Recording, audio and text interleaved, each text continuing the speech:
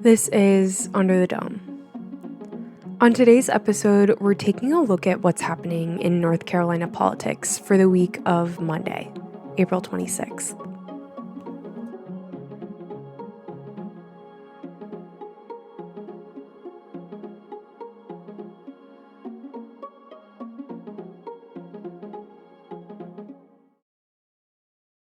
For the News and Observer, I'm Danielle Battaglia, your host for this week's episode of Under the Dome.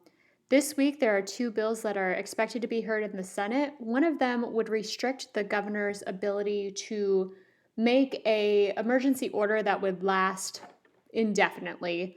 Lawmakers were frustrated with Governor Cooper when the COVID-19 pandemic started and actually as it's gone through, because he put emergency orders in place that affected businesses and schooling and things like that. And there was no expiration or timeline of when those orders would be lifted. So this bill seems to be a direct impact on those decisions that he made. This would allow an emergency order to be made unilaterally by the governor for up to 10 days and then expire. If he needs it in place longer than 10 days, he has to get majority approval by the Council of State. And beyond 45 days, he would either need to call lawmakers back into session if they aren't already there, or have them vote to get a majority vote to extend the emergency order any longer than that in time. The other bill would prevent an attorney from issuing a settlement agreement in a lawsuit that involves the General Assembly without the General Assembly's approval. We saw this in the fall when there was a settlement agreement that basically changed North Carolina's election laws, and there was no authorization from the General Assembly, who helps put these rules into place. And so there was a lot of friction and tension because of that. But what everybody wants to know this week is what Governor Cooper is going to say in the State of a State address he is giving Monday night. And Dawn has the full story on that and what to expect from that. So here's Dawn. So State of the State is Monday night. And it's sort of like the State of the Union state version. State of the State is where the governor addresses both chambers, and it usually happens a little earlier in the year, normal times.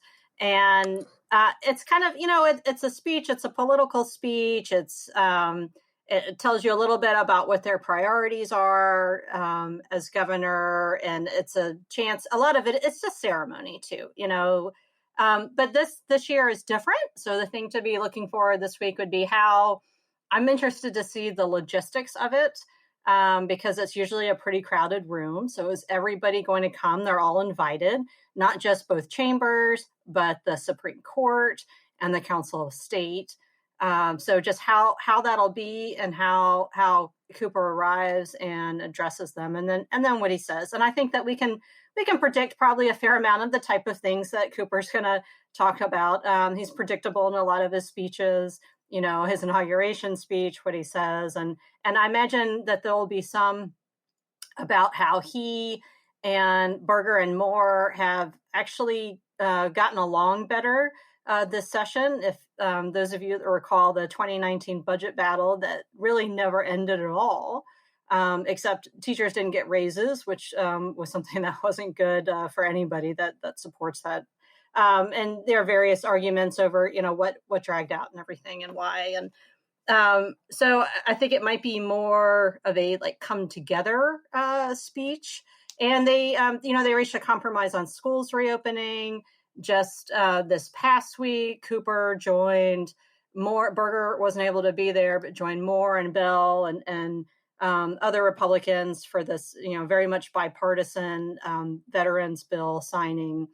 And so, there's been a little more of a friendliness between all of them. So the tone of his speech, the tone of the rebuttal, which this year is being given by Speaker Moore, will kind of sort of set the stage for what we'll see with budget negotiations, and whether or not that's going to be a repeat of last time, or aspects of it that'll be a repeat or different than last time. So that's what I'm looking for. I'll be there in the gallery. It's because it's such a crowd. There's only a few people, so it'll be live streamed, and I'll be there. And the Council of State will actually be in the gallery too, and I believe the Supreme Court. And it's fun for those of us that like ceremonial stuff and government stuff. So I'm gonna love it. We'll see.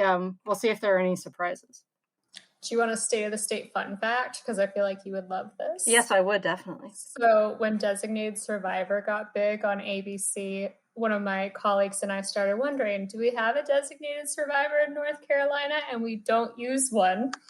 That's what we learned. That's terrifying. Isn't it? It didn't even occur to me with the safety. Goodness gracious. There's probably one.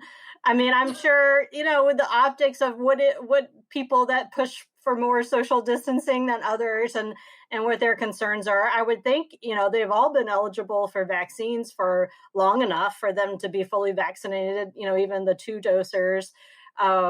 So we'll see if, some people don't show up in person, intentionally because of any sort of message, around that. So I'm sure there's always someone who has a excused absence. That's one thing that I always think is funny about the beginning of chamber sessions when they announce who has an excused absence, like you're in school. It reminds me of school a lot. So-and-so's not here.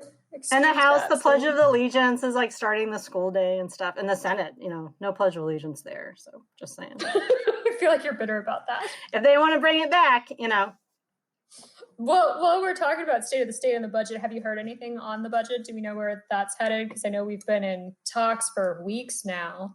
It sounds like senators are behind closed doors just chatting away. Yeah, I've asked them, what should I be looking for? What are the surprises? And, if they told me, then it wouldn't be a surprise. So I don't know if there'll be anything like that DHHS headquarters move, which was very controversial for state employees last time and didn't end up happening because, there was no big budget passed. I think that, a lot of it is probably what's the teacher raise pitch amount, and the state employees raise. That's the biggest thing as far as, the majority of the tens of thousands of state employees want to know about.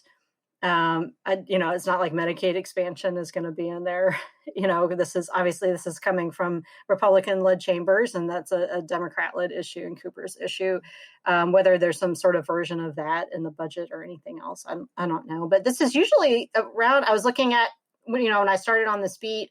It was right around this time. One of the first things I covered was the House Health Committee budget. I think it was House, maybe it was Senate. Anyway, the budget rollout, which was very much, jumping on the deep end. And it's been, 2 years now for that time frame. So they're still figuring it out. There's some sort of delay. And I wonder if that is connected to that they all really want to get the budget done this year. So you've got to get everyone at play and agree. And of course the budget comes out of the Senate this time, and then the House and conference budget, and then whatever Cooper says. So I think everything's a little late this year, right? State of the state is a little late. The budget rollout is a little late. As what was Dr. Cohen pitching, last week, the summer's back or whatever. So, I mean, summer's coming no matter what, but as far as, whether or not everyone has to have a mask outside and in small groups, it looks like they won't. Yay. That was the good news of the week. Of last week. Yeah. So, well, I appreciate you filling us all in. I think you have the most intense sub beats on our team with the budget and the governor and everything else you do. So I appreciate you keeping us informed. Oh yeah, glad to talk. Thanks, Danielle.